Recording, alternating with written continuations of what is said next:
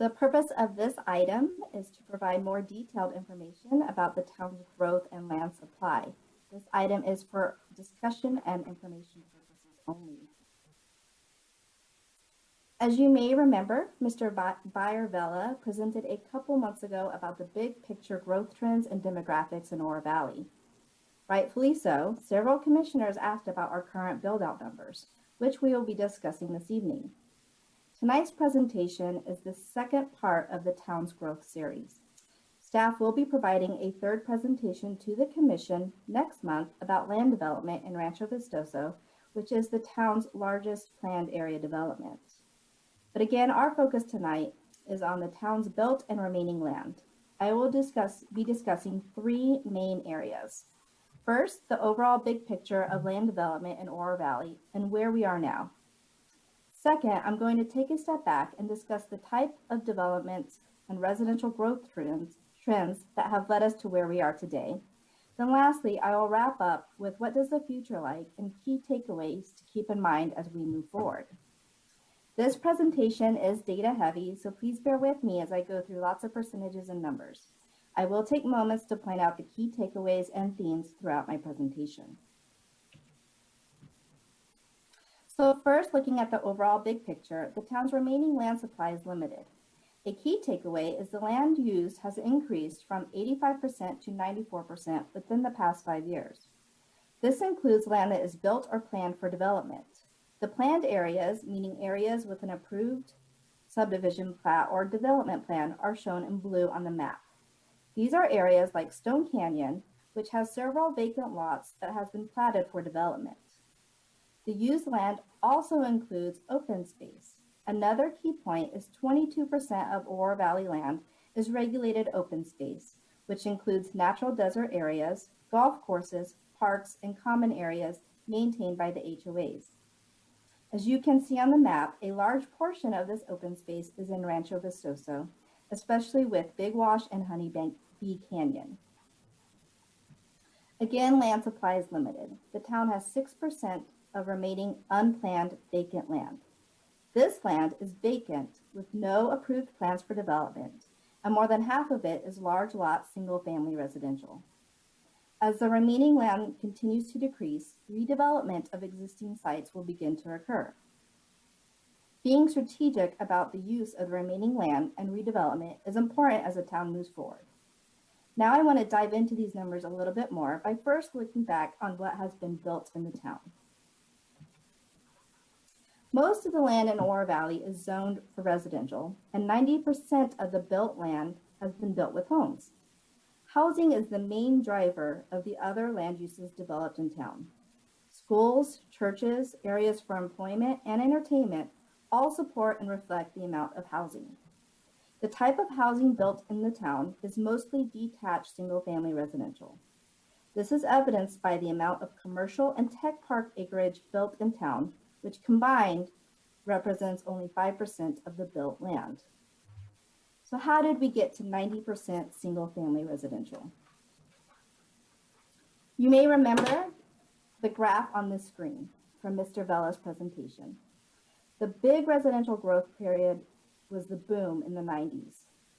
Again, most of the housing in Oro Valley is single-family homes. The amount of single-family residential permits issued during this time was sometimes more than 1,000 per year. This number significantly reduced as we went through the economic recession, but for context, the town currently issues roughly 300 single-family permits a year. Surprisingly, this current fiscal year, and largely during the height of the pandemic, 385 permits have been issued to date, and we project ending the year with over 450 permits, which is high for Oro Valley. This is largely due to the new subdivisions coming online along La Cholla and near Big Wash, which I will discuss in a moment. Looking forward, staff projects the number of permits issued will remain between 200 to 300 a year for the next 4 years, and then start to decrease.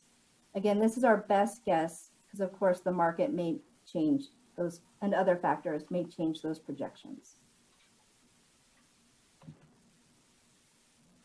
As Mr. Vella stated during the last presentation, key growth areas include the properties along La Cholla and near Big Wash, which are circled in orange on the map.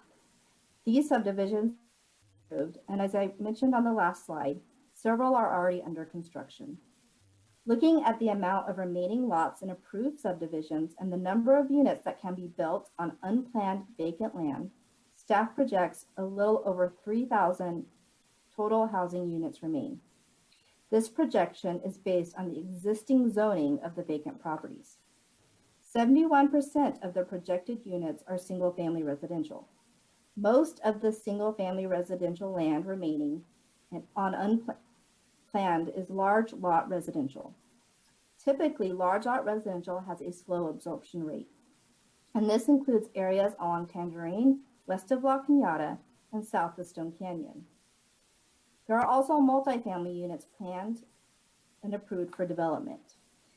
For this discussion, multifamily residential includes all properties allowing attached products like townhomes, resorts, and senior care. An important takeaway regarding the remaining residential land is the large lot residential is not only absorbed slower, but it also represents a specific housing type and does not adequately provide the density needed to support commercial or employment areas. In addition to the residential land, 28% of the unplanned vacant land is tech park and commercial. These areas are located north of McGee and include sites at the intersection of First and Tangerine, in Innovation Park, and along Oracle and La Jolla. The town needs to be strategic about the land uses on this remaining unplanned vacant land and the redevelopment of existing sites, specifically considering density needed to support commercial nodes and conserving tech park areas for employment. In summary, the town's built land has increased from 85% to 94%. Housing is a driving force of the built land and limited remaining land supply. As the remaining land supply continues to decrease, development doesn't stop, but it does change. The town can expect to start seeing more redevelopment to occur. Due to these factors, the town needs to be strategic about the use of the remaining land moving forward. Along with seeking guidance from the general plan, the data provided tonight emphasizes the key considerations for future development Mr. Vela touched on last time. These included demographics, housing, and employment needs. To further expand on this, density of housing needing to support commercial areas, the types of housing to appeal to a diverse population, and conserving tech park areas to attract employers should also be considered.